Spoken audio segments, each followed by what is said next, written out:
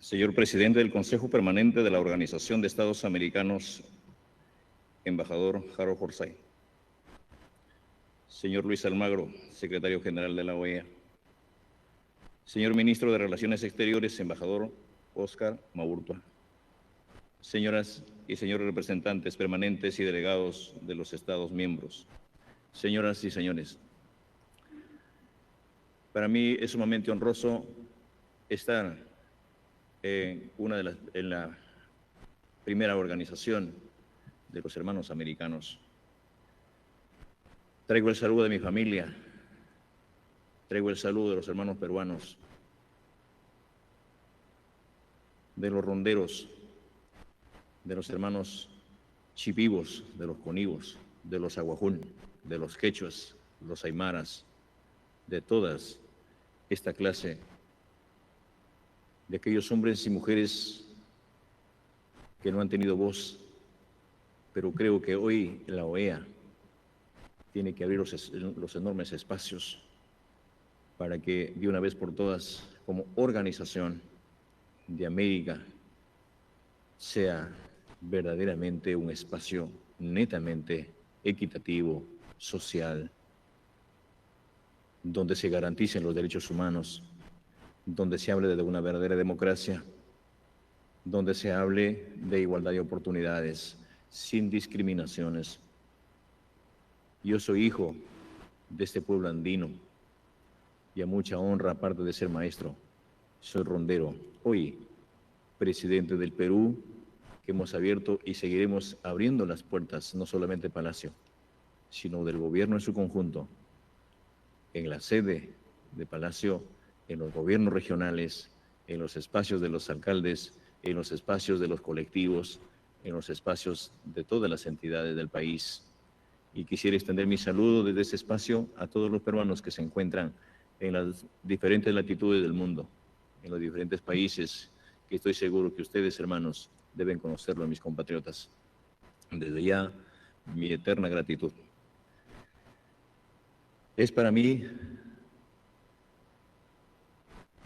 en particular, un grato honor que al salir de mi país haya tenido que dirigirme a este espacio para que desde este espacio tenga que manifestar al mundo de que si no logramos la unidad de los gobiernos, la unidad de los estados, la unidad de los pueblos, de quienes tenemos la responsabilidad para atender a las grandes mayorías, poco o nada habremos hecho. Hay que aprender de la pandemia, hay que aprender de lo que más nos ha maltratado en el Perú, en América Latina, en toda América y en el mundo. Yo fui uno de los primeros candidatos que estuvo 21 días con el COVID.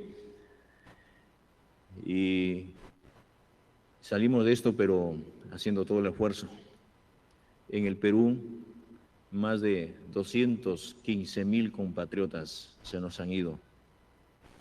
Muchos compañeros empresarios, adinerados, profesionales, dirigentes,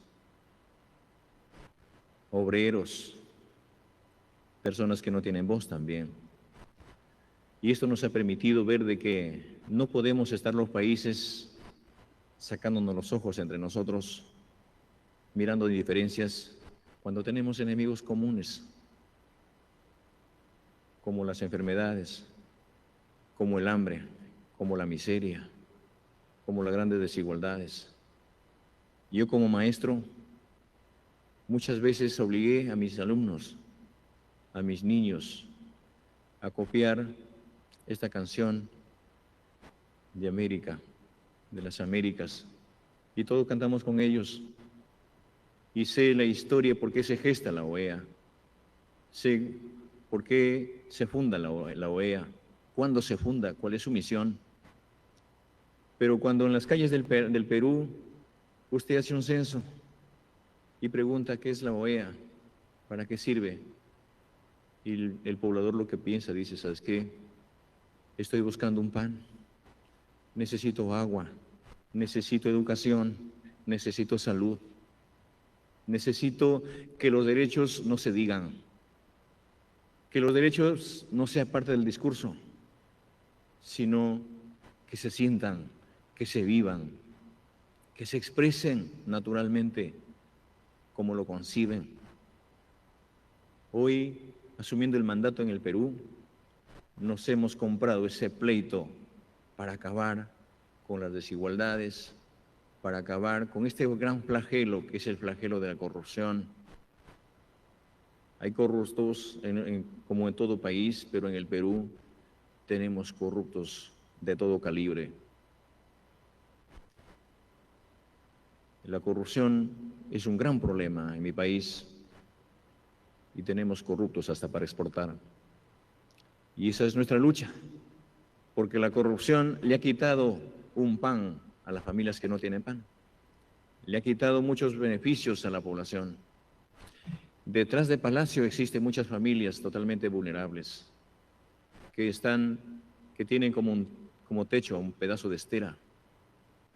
Hay muchas familias por rescatarla en el interior del país y por eso estamos acá, para involucrarnos no solamente en la OEA, no solamente en el nombre, no solamente en el papel, sino a invitarlas a ustedes para que visiten el país, visiten el Perú, conozcamos más sus organizaciones, conozcamos más los pueblos. Y en ese marco, yo quisiera agradecer a la OEA por haber no solamente reconocido el triunfo de un hijo del pueblo como gobierno, sino también por haber sido firme y por no haber permitido de que alguien se lo ponga a la agenda, porque de eso creo que estemos convencidos, que los países participen, los pueblos participen. La democracia entiendo de que es la participación abierta, genuina, voluntaria de los pueblos, de sus organizaciones. La democracia no puede tener ningún espíritu de discriminación. Yo soy maestro, vengo de la escuela donde en esa escuela está rajada de punta a punta. Mis padres de familia siguen alumbrándose con un mechero, no hay servicio de luz eléctrica. Muchas familias en esa comunidad no conocen un grifo de agua, se sigue tomando agua de un puquio. Mis padres de familia siguen labrando la tierra y esperan de que llueva siempre para que la cosecha no sea distinta, pero cuando ellos producen, alumbran en una alforja sus productos y no hay la posibilidad de llevarla a un mercado. Ahí están los mejores productos que cultivan mis hermanos agricultores. Un enorme abrazo desde la OEA para mi comunidad de Puña. Hoy entiendo de que si los pueblos no estamos unidos, vendrán otras pandemias y acabarán con todo. Pero estamos a tiempo también de que, aprendiendo de la pandemia, es el momento de la más grande unidad de los pueblos. Es el momento de la gran convocatoria de su secretario y de los quienes estamos involucrados a terminar con esta pandemia. En eso nos hemos forjado y desde acá quiero agradecer a mi gabinete, quiero agradecer a los gobernadores regionales, a los alcaldes, al pueblo entero del país y también a los demás hermanos países que nos han colaborado y se siguen sumando esta causa para terminar con la pandemia. Primero es la vida, primero es la salud de los pueblos. Con salud todo, sin salud nada. La OEA entiendo que es el foro político, jurídico, social y de cooperación hemisférica por excelencia. Y eso se plasma a través del diálogo, del entendimiento, donde encubren todas las lenguas, todos los idiomas, todos los pueblos, todas las etnias. Y en ese marco es necesario que se llame a la más grande y amplia concertación y a la buena vecindad, y que acá prime los verdaderos Estados miembros con miras a una acción colectiva y efectiva para enfrentar los grandes desafíos comunes que tenemos. Celebremos en esta sesión no solamente la unidad, sino el compromiso para que la OEA haga sus reuniones descentralizadas. Salgamos de las cuatro paredes, visitemos a los pueblos, unámonos siempre, que de eso no cabe duda y estoy seguro que se tiene que agendarla. Es importante no solamente reconocer y ser parte permanente de este organismo, sino también hay que entender de que la OEA, sus observadores, quienes participan, tengan un informe genuino de la realidad, tengan un informe real de los hechos y que los países involucrados como gobernantes, más allá de un lenguaje florido, de discursos subrayados o resaltados, llevemos la voz viva del niño, de las mujeres y rescatemos también la igualdad de género, de aquellas mujeres que no tienen voz, de aquellos dirigentes que salen a la calle a clamar justicia y que ellos nunca más pueden ser encarcelados, pueden ser juzgados como dirigentes porque llevan la voz de sus organizaciones, de sus pueblos. Basta de persecución política a los dirigentes. Basta de callar a los pueblos. Es necesario agendar la libertad, las libertades sindicales, porque los sindicatos de donde yo procedo llevan la voz auténtica de sus pueblos, de los trabajadores. Hay que reconocer en todo el país que los trabajadores tienen derechos que se han forjado y han logrado a punta de sudor, de sacrificio, y que también en esa lucha por conseguir tienen muchos compatriotas, muchos compañeros que han entregado su vida. Forjemos por tener mejores alimentos en las escuelas, en las universidades. Y quiero decirles, hermanos, que la OEA debe aperturar espacios para gestar en cada país la investigación, la tecnología. En el Perú vamos a crear el Ministerio de la Ciencia, la Tecnología y la Investigación para que nuestros hijos, al terminar la escuela, al terminar la secundaria, tengan el acceso directo a la universidad. No puede estar desligada la educación básica, como en el Perú, la educación básica de la universidad. Yo soy un testigo presencial y un testigo vivo que de cada 20 niños que han pasado por el salón, uno termina la universidad. El Estado, el gobierno les da un título a nombre de la nación y ese profesional resulta como taxista y no tiene oportunidad laboral. Tenemos que enlazarla. Tenemos que hacer que la educación sea un derecho constitucional, que la educación no sea más un privilegio para unos cuantos y que no sea un espacio de discriminación.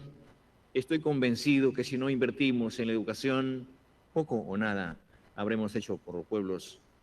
Pero en el Perú vamos a dar todo el esfuerzo para que los pueblos, para que un Ashaninka, un rondero, un aymara, un aguajún, esté a la altura de cualquier ciudadano, de cualquier hombre del Perú y del mundo, y esté a la altura de los que estamos acá sentados en la OEA. Creemos importante manifestar de que todo pasa por una voluntad soberana y que pensemos siempre en las grandes mayorías y que en ese compromiso hoy tenemos que asumir responsabilidades. Pero la responsabilidad para sacar adelante un país no es solamente responsabilidad del gobierno, sino también es una responsabilidad compartida. Y en ese compartir no es un compartir de un café, no es un compartir de un bocado, es un compartir de sacrificio, de lealtades.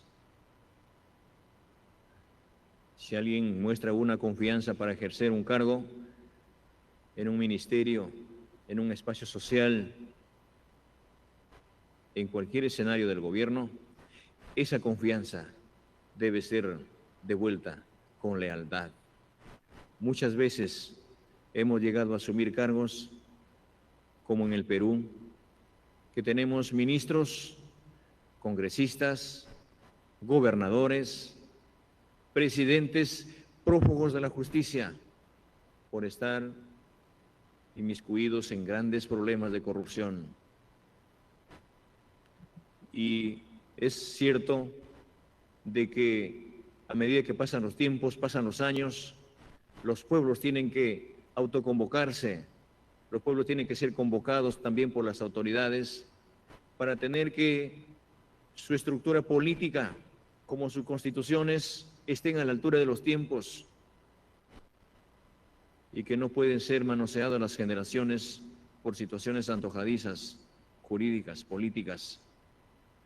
Yo vengo de ese rincón que clama que los cambios estructurales y políticos en el Perú sean escuchados por las autoridades y que cuando vemos de que queremos cambiar las cosas en sintonía con el pueblo, en sintonía con los hombres de abajo, muchas veces nos hemos visto estigmatizados. Nosotros no somos comunistas. Nosotros no hemos venido a expropiar a nadie. Nosotros no hemos venido a ahuyentar las inversiones. Por el contrario, a llamarlos a los grandes inversionistas, a los empresarios, para que vayan al Perú, para que lleguen al Perú. El Perú es eminentemente minero, tiene bastante riqueza, pero esa riqueza debe sentirlo el hombre más común. Antes de la pandemia, de cada 10 niños, 4 niños en el umbral de la anemia, de la pobreza. Hoy, después de la pandemia, de cada 10 niños, 6 están en esa cruda realidad. Antes de la pandemia, de cada 10 escuelas, 7 escuelas a punto de desplomarse. Hoy siguen en esas condiciones. Tenemos en el Perú niños con plomo en la sangre. Tenemos muchísimos compatriotas en la selva tuberculosos. Tenemos pueblos totalmente desintegrados. Y al otro lado, tenemos funcionarios con inmensos sueldos. Tenemos funcionarios con inmensas riquezas. No juzgamos porque estamos seguros que los que han llegado a tener grandes bonanzas lo han hecho con el sudor de su frente. Pero primero, asumiendo responsabilidades, pensemos en el pueblo. Y por eso tenemos que decir que para nosotros el problema de la pandemia, el problema de la salud en el Perú, y creo que es en el mundo, no es solamente un problema sanitario. Al menos en mi pueblo, en mi país, es un problema histórico. Hoy en día entiendo que esta pandemia ha desnudado muchas realidades.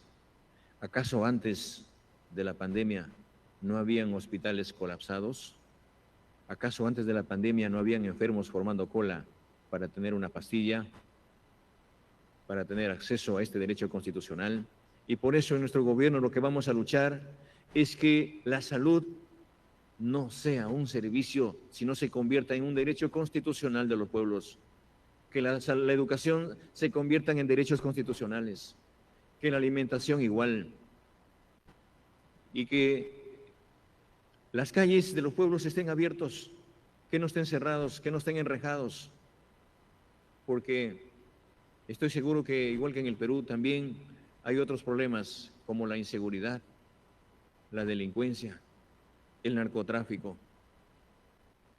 y a la cual estamos acá para que pedirles a ustedes y pedirle al señor secretario que se agenden estos grandes problemas que tienen los países.